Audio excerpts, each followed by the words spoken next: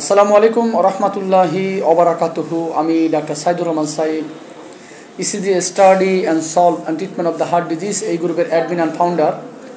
মাদারপুরবাসীর জন্য চিকিৎসা সেবা এই গ্রুপের অ্যাডমিন অ্যান্ড ফাউন্ডার। তো আজকে আমরা একজন পেশেন্ট সম্বন্ধে বলতেছি। এই ভাই নাম হচ্ছে মোহাম্মদ সাইফুল ইসলাম। আপনার বাড়ি কই ভাই? নিয়াজদি, মাদারীপুরের। তো এই ভাই আমার কাছে আসছে মূলত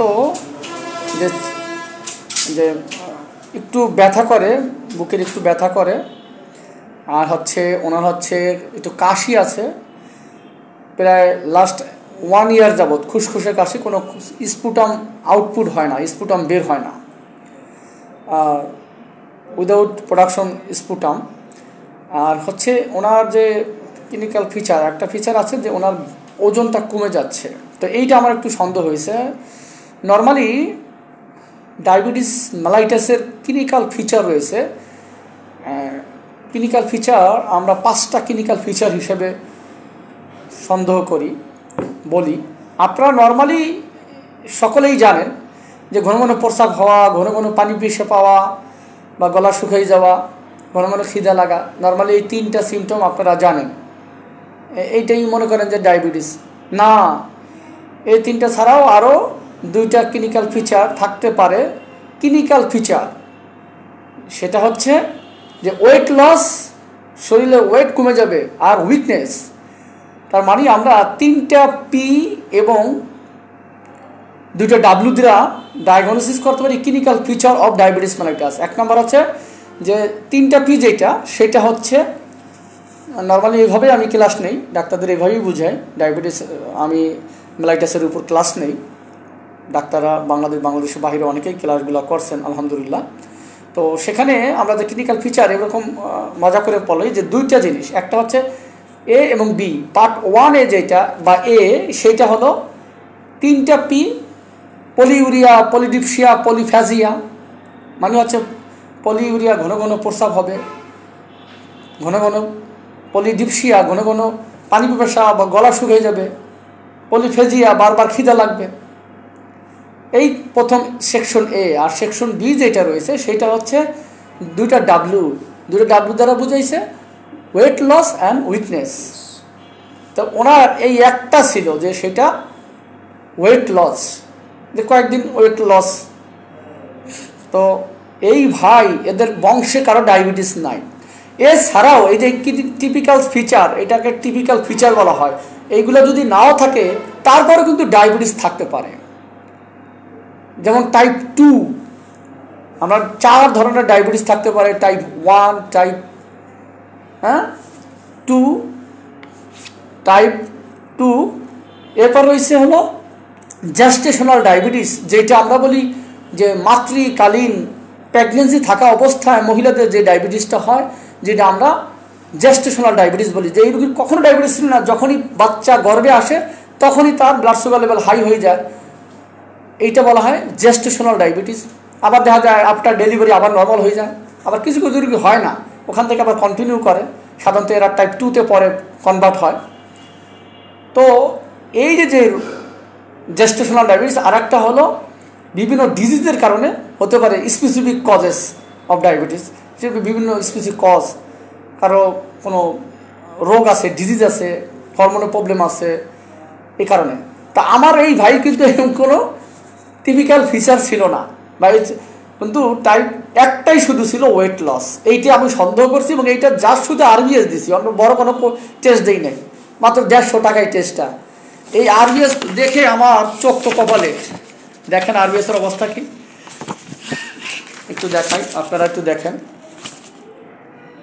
আরবিএস লেভেল নর্মাল থাকে হলো 7.8-এর নিচে, ওনার আছে দেখেন 23.47, 23.47, যেটা নর্মাল ভ্যালু মাত্র 7.8, কত বেশি। তারপরে রুগীরা আমরা জিজ্ঞেস করলাম যে ওনার বংশে কারো ডায়াবেটিস আছে কিনা, কারো নাই।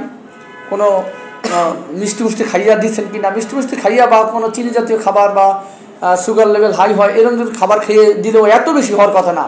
তারপর রুগীরা আমরা একটু পিরাফিরি করলাম যে ভাই আর একটা টেস্ট করতে হবে, যেটা হলো HbA1c।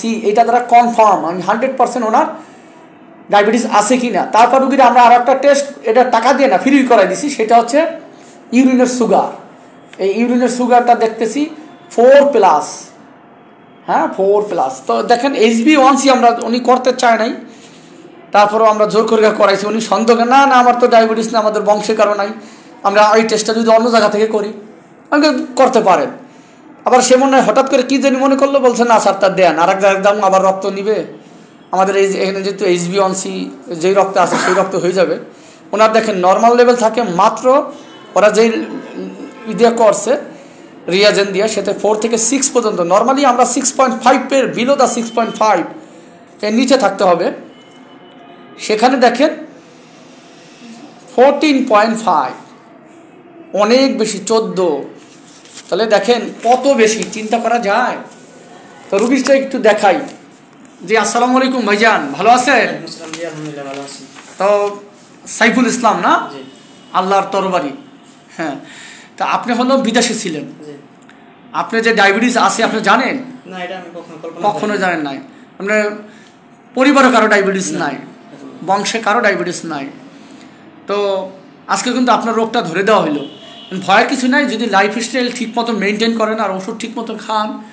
আমার অনেক রোগী এরকম আমি মাঝে মাঝে পাই, কারো দেখা যায়, আমি একটা রোগী পাইছিলাম সেটাও লাইভ করছিলাম, এরকম সে জানে না, হঠাৎ করে তার ব্লাড সুগার লেভেল 28 বেশি, বা 28 বা 27, এটা আমার লাইভ আছে। এই ঘটেশ্বরের পাশে বাড়ি, মস্তাপুরের বাড়ি রুগীটা অথচ ভ্যান চালায়, হ্যাঁ গরিব রুগী, সেও জানে না তার এত ডায়াবেটিস হয়ে রয়েছে। তো সুতরাং ভয় কোনো কারণ নাই, ইনশাআল্লাহ আল্লাহ পাক চাইতে আপনি পুরো সুস্থ হয়ে যাবেন, ঠিক আছে ভাই? আর যেভাবে নিয়ম মেনে আমি বলবো, ডায়াবেটিস আমরা সাধারণত 3টা ডি দিয়ে ট্রিটমেন্ট করি।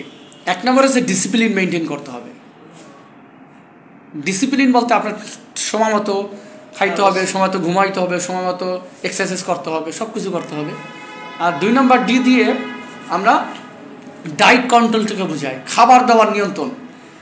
হ্যাঁ, আপনার খাবার পরিমিত খাবার খাবেন, আপনার বডি ওয়েট অনুযায়ী আমরা কতটুকু খাবার দরকার, উচ্চতা কতটুকু, আপনার উচ্চতা 5 ফুট 3 এবং ওয়েট আছে 59 কেজি। তো সেই অনুযায়ী আপনার BMI অনুযায়ী কতটুকু খাবার দরকার, আমরা এখনই আপনার মোবাইলে একটা সফটওয়্যার ডাউনলোড করে দিন, এই অনুযায়ী আপনি খাবার খাবেন, কোন খাবারে কতটুকু ক্যালোরি থাকে সেই ক্যালোরি মেনটেন করে আপনি খাইতে হবে। এটা হলো 2 নম্বর ডি। আর 3 নম্বর ডিতে ড্রাগ, তাহলে ড্রাগ কিন্তু 3য় নম্বরে রাখা হয়েছে। প্রথমেই যদি কেউ আপনার ডায়েট কন্ট্রোল এবং ডিসিপ্লিন মেনটেন করে যদি আপনার চিকিৎসা করতে পারে, তার কোনো ড্রাগের প্রয়োজন নাই। কিন্তু আপনার যেহেতু 14.5 এর বেশি এইসব আছে, তো এখনই আপনাকে আপাতত ওষুধ দিতেই হবে এবং ইনসুলিন দিতে হবে। ইনসুলিনই শুরু করতে হবে। অনেকে মনে করে যে ইনসুলিন শুরু করুন সারা জীবন নিতে হয়, না, এটা ভুল। ইনসুলিন এই জন্য নিতে হবে, বিভিন্ন গাইডলাইনে বলে 10-এর উপরে যদি থাকে HbA1c, তাহলে অবশ্যই কী করতে হবে, ইনসুলিন নিতে হবে। হ্যাঁ, ইনসুলিন যদি নেই, আল্লাহর রহমতে খুব তাড়াতাড়ি আপনার ভাইটাল অর্গানগুলো ফেইলুর হওয়ার হাত থেকে রক্ষা করবে। এই যে আপনার যে হার্টের কিন্তু এখনও সমস্যা হয় না, কিন্তু ইসিজিতে সমস্যা আছে। হ্যাঁ, আপনার ইসিজিতে সমস্যা আছে, যদিও আপনার ইকো ভালো আলহামদুলিল্লাহ, তো ভয়ের কোনো কারণ নাই, ইনশাআল্লাহ আপনি ভালো হয়ে যাবেন, ঠিক আছে? ঠিক মতো আমি যেভাবে বলি সেভাবে চলবেন, লাইফস্টাইল মেনটেন করবেন, ঠিক মতো খাওয়া দাওয়া করবেন, আল্লাহ চাইতেও ভালো হয়ে যাবেন ইনশাআল্লাহ। তো আমার এই ভাইয়ের জন্য দোয়া করবেন, ভয়ের কারণ নাই, ইয়াং মান যেহেতু, ইনশাআল্লাহ এই ভাইকে আর 3 মাস পরে আবার ওনাকে নিয়ে ইনশাআল্লাহ লাইভ করবো, ইনশাআল্লাহ আল্লাহ যদি বাঁচায় রাখে 3 মাস পরে আমরা লাইভ করব। আমাকে বাঁচায় রাখলে, ভাইকে বাঁচায় রাখলে ইনশাআল্লাহ করব। আশা করি 3 মাসের ভিতরেই তার ব্লাড সুগার লেভেল সম্পূর্ণভাবে নিয়ন্ত্রণ হয়ে যাবে। আল্লাহ ওনাকে ভালো করুক, সবাই ওনার জন্য দোয়া করবেন, আমার জন্য দোয়া করবেন, সঠিক রোগ ডায়াগনোস করে যাতে সঠিক চিকিৎসাটা মানুষের দিতে পারি। আল্লাহ পাক সেই তৌফিক আমাকে এবং সমস্ত ডাক্তার ভাই বোনকে দান করুক। ভালো থাকবেন সকলে, আল্লাহ হাফেজ। ভালো লাগলে ভিডিওটা শেয়ার করুন।